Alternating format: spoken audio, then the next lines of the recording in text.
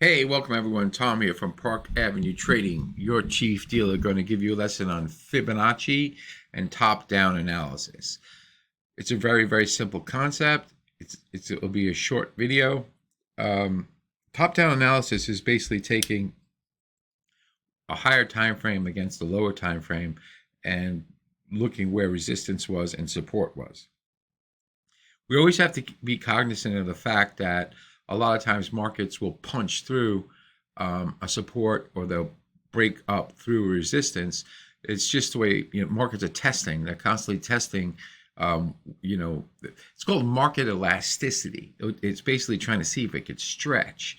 Um, a lot of times, it breaks through a bottom, but then quickly reverses back up because the elasticity wasn't there. It just pulls it back up. So it's basically the law of supply and demand constantly being applied in an open market. So top-down analysis is like where we would take, this is Canada yen. It is January 25th. It's a Saturday, 9:40 in the morning, working hard for you.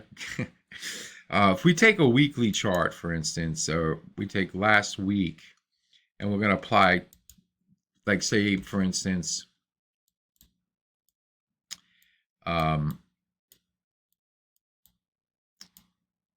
on here, last week. Last week's top, this week closed, right? So this week we'll be using this week for top-down analysis, but let's just pretend that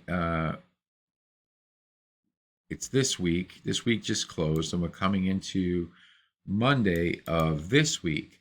So last week, the top was 110.24, and the bottom was 107.63. So close enough, 65. So moving forward for this following week, let's put a little line over here. Let's go vertical. This was last week. So if I move down to, say, a 4-hour chart, okay?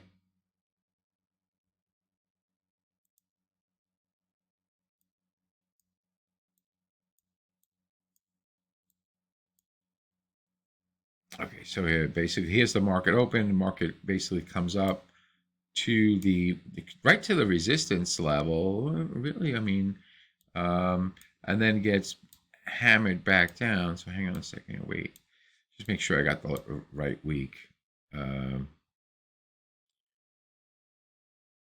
Sorry, that was the resistance from last week.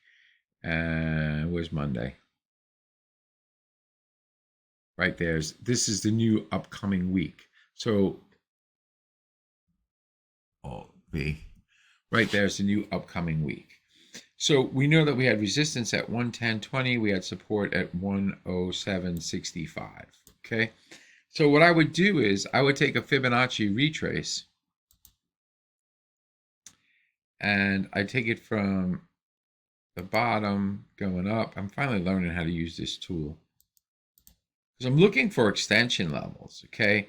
The marketplace broke down through the low of last week. Did it really close below it? On this 4-hour, it does. Now, this is an interesting point too. This is like an inside bar, and there's, Toby Corbell made that really famous, NR4, NR7, narrowest range. You could look that up. That's a pretty cool trading concept.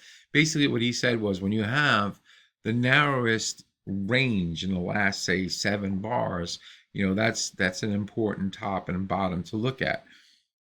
He made it really, really popular. But anyway, so what we're really looking at is this bottom here. Okay, market price broke down. Okay, and it did not close below this on the 4-hour. Okay, it didn't. I mean, it closed back up here. The next bar basically was just slightly below it. It's also an NR at least 7, and marketplace started to break up. Okay, it started to come back up. So what do we do with this? Well, we know that we have made a new recent low here. We know that we had a weekly support at 107.68-ish. We could have done like a mini turtle soup type of trade, basically, or a Larry Williams oops trade.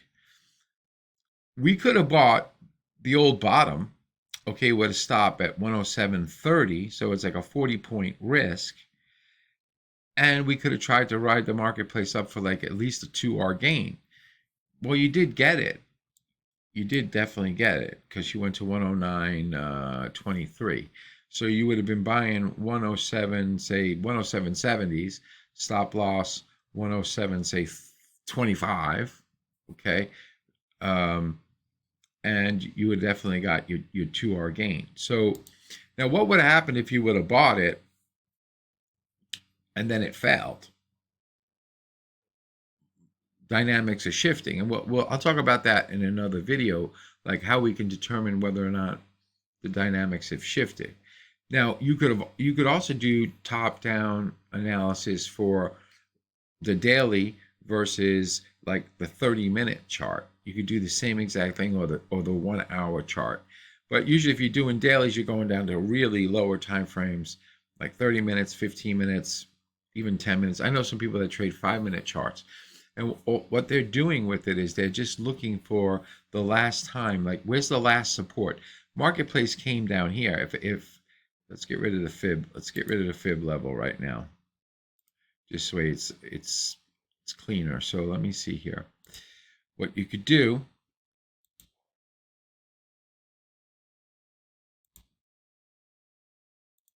let's change the color of this thing. You could go back in time and look for a demand point here.